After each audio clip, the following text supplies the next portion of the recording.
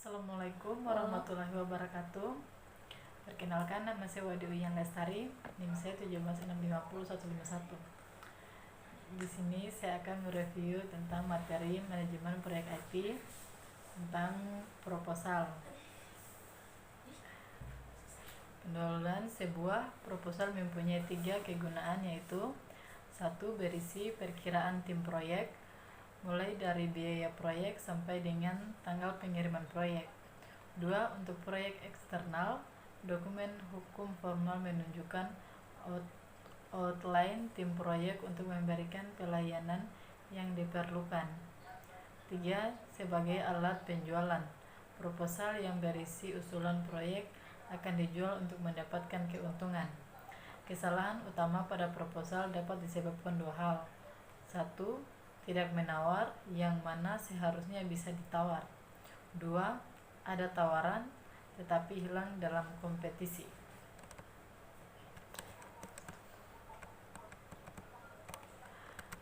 Dua fase proposal proyek software. Ada 2 fase proses proposal, yaitu 1. Buat fase analisis. Sebagian kecil proyek usulkan untuk dikerjakan dalam proposal analisis. 2. Setelah analisis dikerjakan, usulkan sisanya dibangun dalam proposal pengembangan. Penulis proposal. Menulis proposal itu sulit, harus dilakukan dengan benar.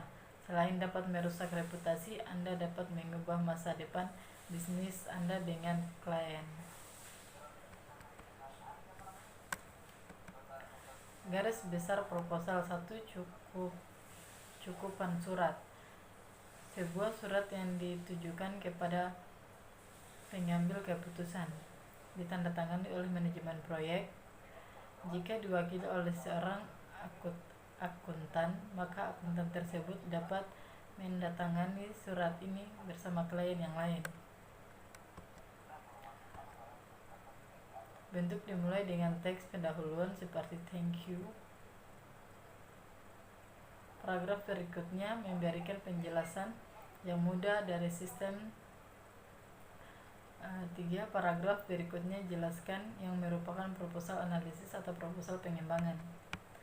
Penutup, akhiri surat dengan pernyataan yang menunjukkan kecepatan Anda membuat keputusan di surat bagian penutup, disertai batas akhir penentuan harga.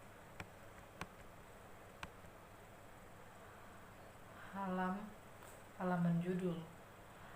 Halaman ini berisi proposal, judul dari sistem pembuatan, tanggal, nomor revisi, logo perusahaan, dan sebagainya. Daftar isi.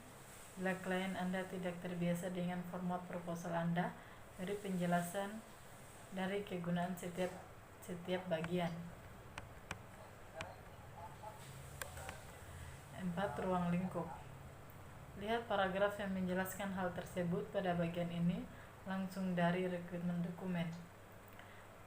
Keuntungan jual proyek Anda.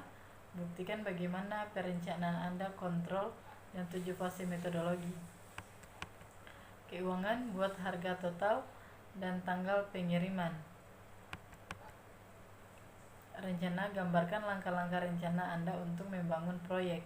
Jika proposal analisis, rinci alasan-alasan untuk penggunaan metode 2 langkah. Jelaskan fase analisis yang dihasilkan, tidak terhingga nilainya. Kemampuan dalam penyampaian.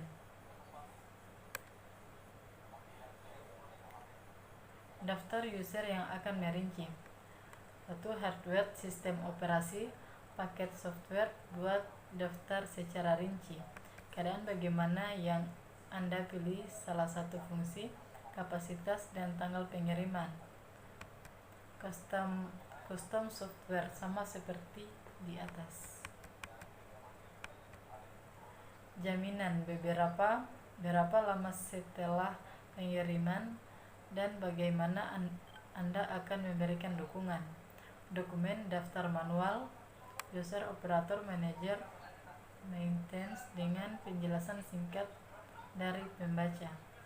Pelatihan, daftar bagian user, operator, manager, maintenance, dengan penjelasan laporan singkat dari peserta. Gambaran metode pengiriman. Kapan Anda akan mengirim, di mana akan dikirimnya, dan bagaimana itu dilakukan. Penerimaan. Salah satu masalah yang sering terjadi dalam industri komputer adalah sistem yang ditolak. Alternatif, kadang-kadang kita menentukan RFP ditulis langsung oleh penjual hardware atau software dalam pikiran kita. Istilah kondisi dan pendapat. Daftar yang ada di sini adalah semua kondisi yang diinginkan untuk bekerja dalam proyek internal. Daftarkan semua asumsi. Jika asumsi mempengaruhi biaya proyek, Anda harus memproteksinya. Istilah khusus. Setiap proposal harus ditulis dengan penggunaan bahasa user yang mungkin beberapa istilah komputer mungkin berbeda. Proposal informal. Proposal tidak harus dibuat di ruang rapat. Proposal tersebut dapat dibuat menjadi formal melalui telepon, tempat latihan golf, bahkan di bar. Persetujuan proposal internal. Ada aturan DEX Software Service yang menyatakan bahwa proposal tidak dapat keluar sebelum mendapat persetujuan dari manajemen tingkat tinggi. Persetujuan manajemen tingkat tinggi berhubungan dengan sejumlah hal yang diusulkan. Peserta proposal. Selalu siapkan presentasi. Siapkan dan buatlah jadwal semua peralatan yang dibutuhkan seperti transparansi, proyektor, layar sebuah terminal, dan modem untuk berhubungan ke dalam sistem yang mirip dengan yang Anda usulkan.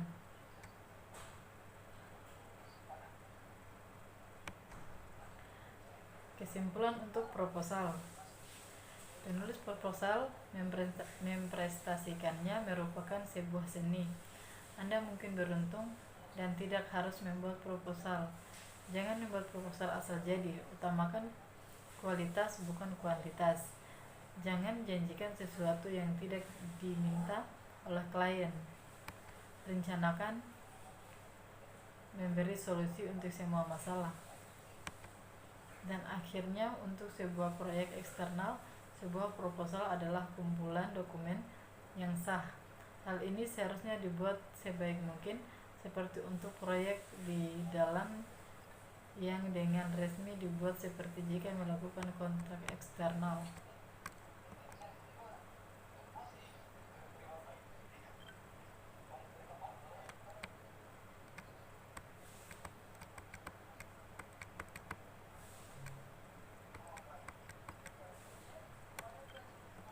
Sekian dari video saya kali ini. Lebih dan kurangnya mohon dimaafkan. Assalamualaikum warahmatullahi wabarakatuh.